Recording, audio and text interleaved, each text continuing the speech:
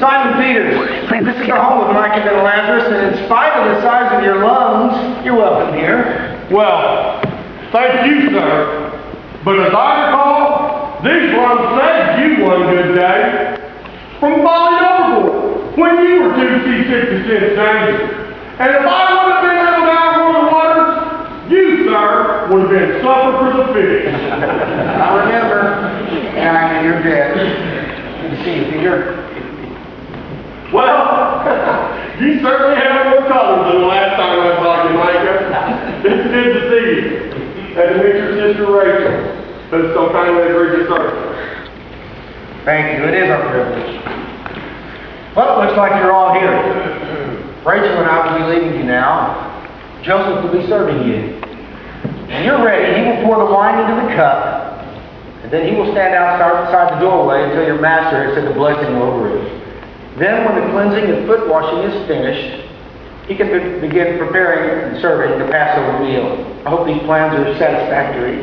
Sounds great, Micah. Thank you for your hospitality. Thank you. Micah is wrong, of course. Judas Iscariot is not here. I know. He's saying to himself a lot. He seems to be brooding about something. I think I know what it is. What?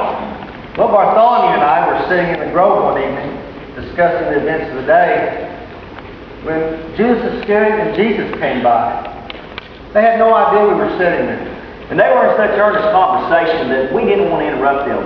You know, we didn't mean to be eavesdroppers. We know your intentions were pure for both of you. Anyway, Judas was saying to Jesus, "You see the misery of the people. Why don't you assume your kingship and restore to us our nation?" What did Jesus say? He said, Judas, that is not the way. What did Judas do? I'll tell you this, he wasn't happy. In fact, he was upset. He said, "Now under the present rule, people are starving. You said you came to give liberty, but you won't even let them fight for their freedom. Why can't you at least leave, and maybe then they would have something to eat?" And Jesus gently answered him, "No, Judas, neither is that the way. Men must first seek the kingdom of God and his righteousness, and then all these things will be added to them." Well, how did Judas respond to that? I don't know. What he said next was strange. He looked at Jesus for a long moment and said, "Now when you're in Jerusalem for the Passover, God will protect you, won't he? Your power is great and you should escape any harm, any danger that comes your way, right?" What did he mean by that? Again, I don't know. We're all worried about him being in Jerusalem. The high priest hated him. They can't stand him. I assume he was only reassuring himself. But it did seem awful strange. And Jesus didn't answer him. He just looked at him with that great love he had. And Judas dropped his eyes and dug his toe in the dirt. And when he finally looked up at the master, he said, "You won't fail me, will you?"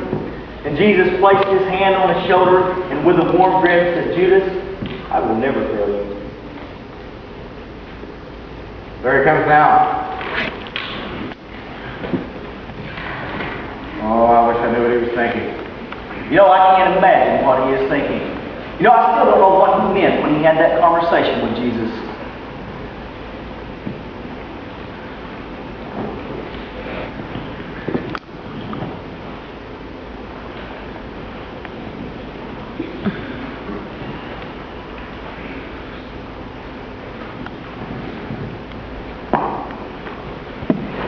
Well, Judas Iscariot, it's about time. Where have you been? Since when do I have to report where my duties to you, Peter?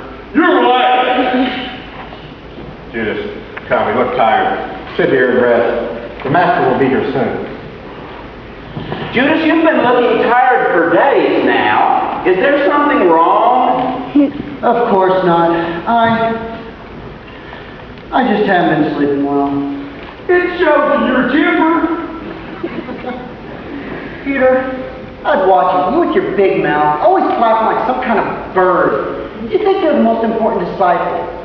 We'll see which of us is the greatest in the coming kingdom. It's clear to see I do an awful lot more than you do. That happens to be your opinion only. You think you're the most important disciple, don't you? Don't you? Well, I've got news for you.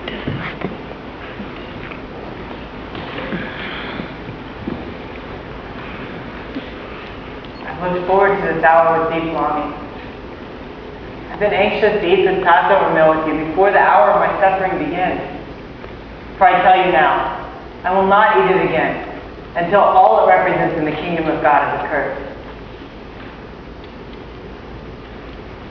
Blessed art thou, Jehovah our God, who has created the fruit of the vine. Take this and share it among yourselves, for I will not drink wine again until the kingdom of God has come.